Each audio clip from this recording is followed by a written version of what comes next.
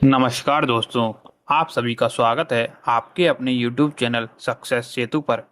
दोस्तों, आज हम शुरू करने जा रहे हैं भारतीय इतिहास के सबसे महत्वपूर्ण साम्राज्यों में से एक मौर्य साम्राज्य का संपूर्ण अध्ययन। यह topic UPSC, SSC, railway, state PCS और पुलिस और अन्य सभी प्रतियोगी परीक्षाओं के लिए बेहद महत्वपूर्ण है।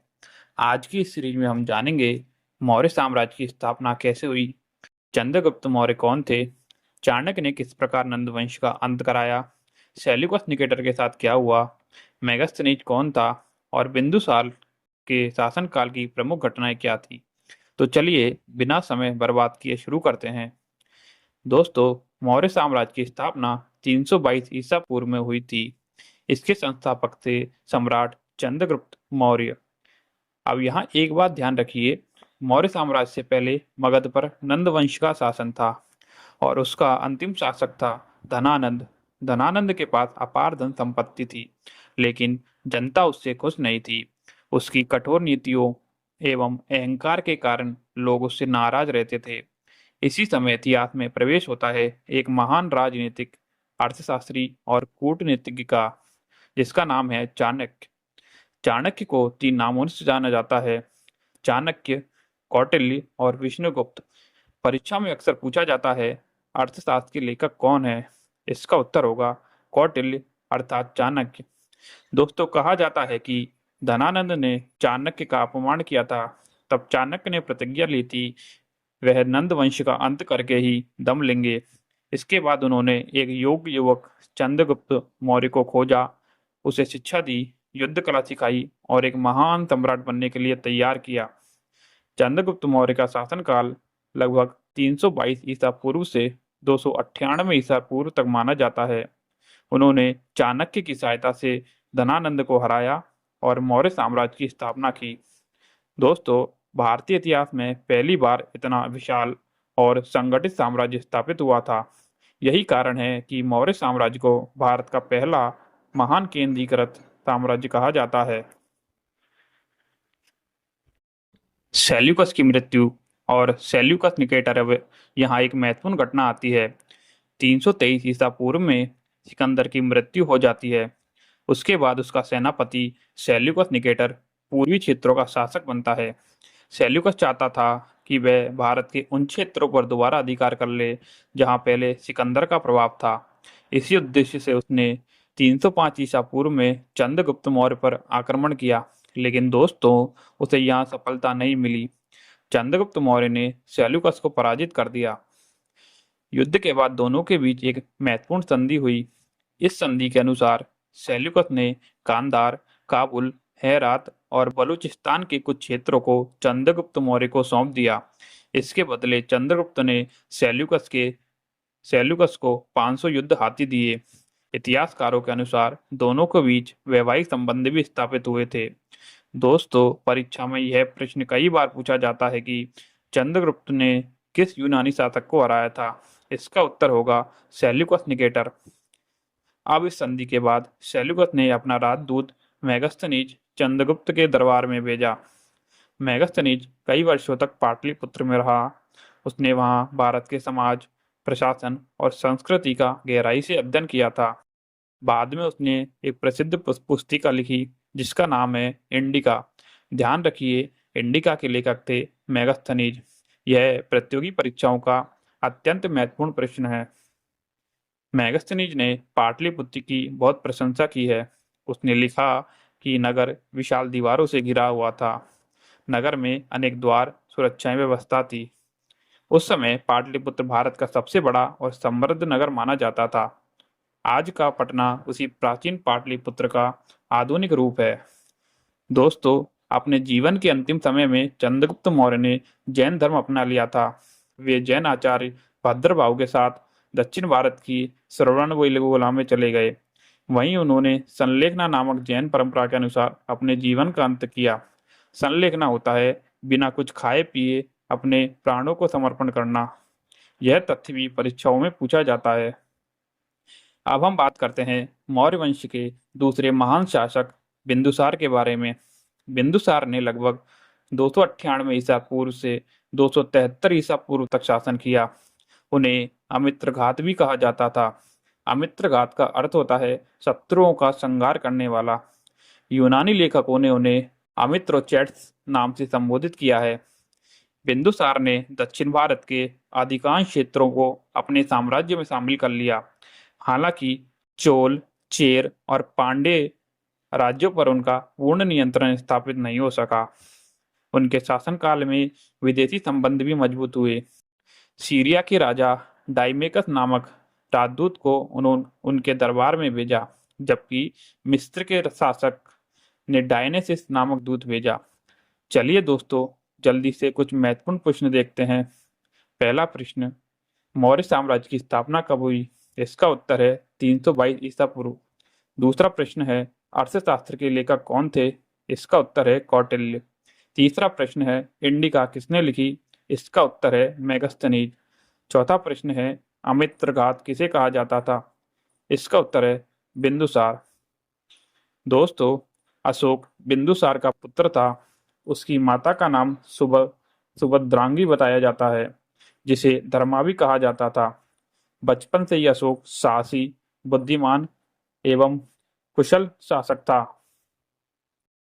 बिंदुसार ने उसे प्रशासनिक अनुभव देने के लिए तक्षशिला और उज्जैन का राज्यपाल बनाया। अब एक महत्वपूर्ण प्रश्न बनता है कि अशोक किन किन स्थानों का राज्यपाल था? इसका उत्तर होगा तक्षशिला एवं उज्जैन। इसे याद रखिए, क्योंकि यह प्रतियोगी परीक्षाओं में कई बार पूछा जाता है। इसके बाद 273 ईसा पूर्व में बिंदुसार की मृत्यु हो जाती है। अब इसके बाद राजगद्दी के लिए संघर्ष शुरू होता है। इतिहासकारों के अनुसार अशोक को अपने भाइयों के विरोध का सामना करना पड़ा। काफी लंबे अरसे के बाद अशोक ने सत्ता प्राप्त की। ध्यान रखिए, 273 ईसा पूर्व में अशोक शासक बना, यानी कि गद्दी पर बैठा, लेकिन उसका राज्याभिषेक 269 ईसा पूर्व में हुआ, यानी 273 ईसा पूर्व सिंहासन प्राप्त हुआ एवं 269 ईसा पूर्व में राज्याभिषेक हुआ। सम्राट अशोक को कई उपाधियों से जाना जाता है। उनकी सबसे प्रसिद्ध उपाधियां थी देवनाम प्रिया एवं प्रियदर्शी। देवनाम प्रिय का अर्थ होता है देवताओं का प्रिय, जबकि प्रियदर्शी का अर्थ है जो सभी को प्रिय लगे। याद रखिए, अशोक के अधिकांश शिलालेखों में उसका नाम नहीं बल्कि यही उपाधियां लिखी हुई है। मास्की अभिलेख वह पहला अभिलेख है जिसमें अशोक का वास्तविक नाम मिलता है। अब हम उस घटना पर पहुंचते हैं जिसने इतिहास की दिशा बदल दी। दोस्तों, कलिंग वर्तमान में उड़ीसा में स्थित है। यह एक समृद्ध और स्वतंत्र राज्य था। अशोक चाहता था कि संपूर्ण भारत उसके अधीन हो जाए। इसी उद्देश्य से उसने 261 ईसा पूर्व में कलिंग पर आक्रमण किया। लेकिन यह युद्ध केवल विजय की कहानी नहीं, बल्कि एक महान परिवर्तन की कहानी बन गया। अशोक के 13वें शिलालेख के अनुसार 1 लाख लोग मारे गए, 1.5 लाख लोग बंदी बनाए गए और लाखों लोग बेघर हो गए। जब अशोक ने युद्ध भूमि में चारों ओर शव, घायल लोग और रोते हुए परिवारों को देखा तो उसका हृदय परिवर्तन हो गया।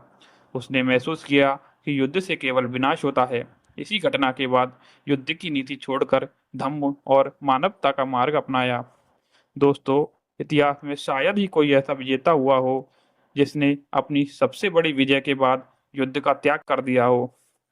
कलिंग युद्ध के बाद अशोक ने बौद्ध धर्म अपना लिया। कुछ ग्रंथों के अनुसार भिक्षु उपगुप्त ने उसे बौद्ध धर्म की शिक्षा दी। अशोक ने भगवान बुद्ध के संदेश अहिंसा, करुणा, दया, सत्य और मानव कल्याण को अपने शासन का आधार बनाया। दोस्तों, अशोक के शासनकाल में तृतीय बौद्ध संगीति का आयोजन हुआ। इसका स्थान था पाटलिपुत्र एवं इसके अध्यक्ष थे मोगलीपुत्र तिस्स। इस संगीति का मुख्य उद्देश्य था बौद्ध धर्म की शुद्धता बनाए रखना एवं गलत विचारों को दूर करना। इसी संगीति के बाद बौद्ध धर्म के प्रचार के लिए विभिन्न देशों में मिशन भेजे गए।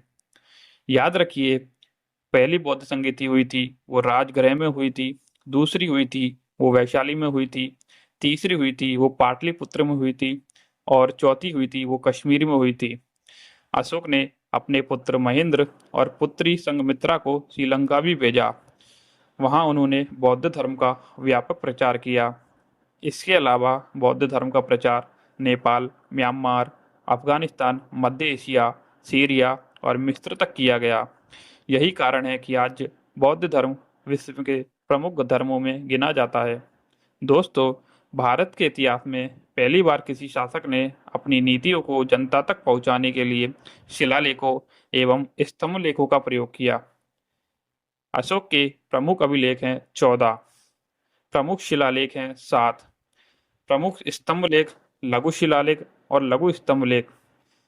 इनकी मुख्य भाषा रूप से प्राकृत थी, लेकिन लिपि ब्राह्मी थी। उत्तर पश्चिम भारत में खरोष्ठी लिपि का प्रयोग किया गया। अफगानिस्तान के कुछ अभिलेख ग्रीक और अरामाइक भाषाओं में भी लिखे गए थे। अब हम कुछ महत्वपूर्ण स्थान याद कर लेते हैं, जैसे धौली और जोगढ़। यह उड़ीसा में स्थित है और कलिंग युद्ध से संबंधित है। दूसरा आता है सारनाथ। यहीं का सिंह स्तंभ आज भारत का राष्ट्रीय प्रतीक है। तीसरा है लुम्बिनी। यहाँ के अभिलेख भगवान बुद्ध के जन्म स्थान का उल्लेख मिलता है। चौथा है मास्की। इस अभिलेख में पहली बार अशोक का वास्तविक नाम मिलता है। इन स्थानों से बार बार प्रश्न पूछे जाते हैं, इसलिए इनको अच्छी तरह से याद कर लीजिए। तो पहला प्रश्न आता है, कलिंग युद्ध कब हुआ?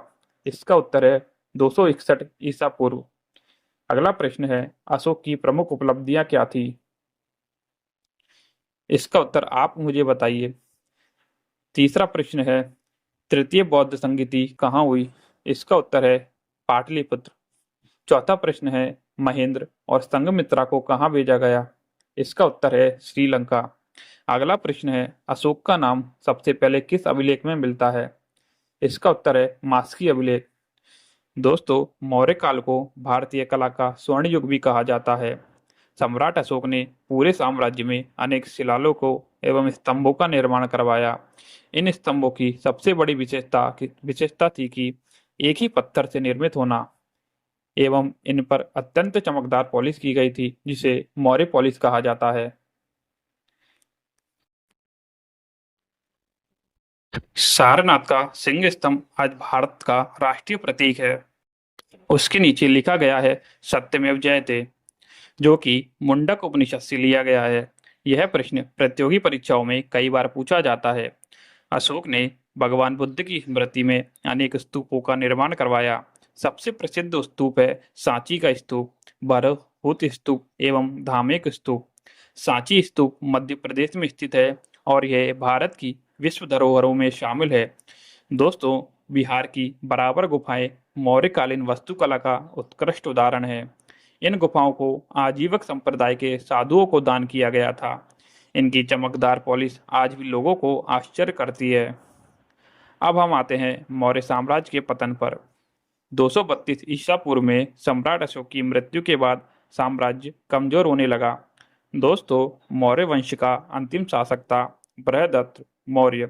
185 ईसा पूर्व में उसके सेनापति पुष्यमित्र शुंग ने उसकी हत्या कर दी और इसी के साथ मौर्य वंश का अंत हो गया।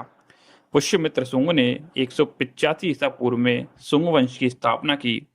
इस प्रकार भारत में मौर्य काल समाप्त हुआ और शुंग काल की स्थापना हुई। याद रखिए, अंतिम मौर्य शासक था बृहद्रथ एवं शुंग वंश का संस्थापक था पुष्यमित्र शुंग। तो चलिए दोस्तों, अब जल्दी से कुछ महत्वपूर्ण प्रश्न कर लेते हैं। पहला प्रश्न, अर्थशास्त्र के लेखक कौन थे?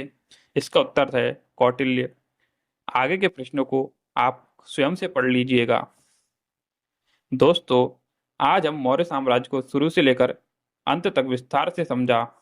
यदि आपको यह पूरी सीरीज पसंद आई हो तो वीडियो को लाइक जरूर कीजिए, अपने दोस्तों के साथ शेयर करें और सक्सेस सेतु चैनल को सब्सक्राइब करना बिल्कुल ना भूलें। मिलते हैं अगले वीडियो में एक नए विषय और नई ऊर्जा के साथ। धन्यवाद।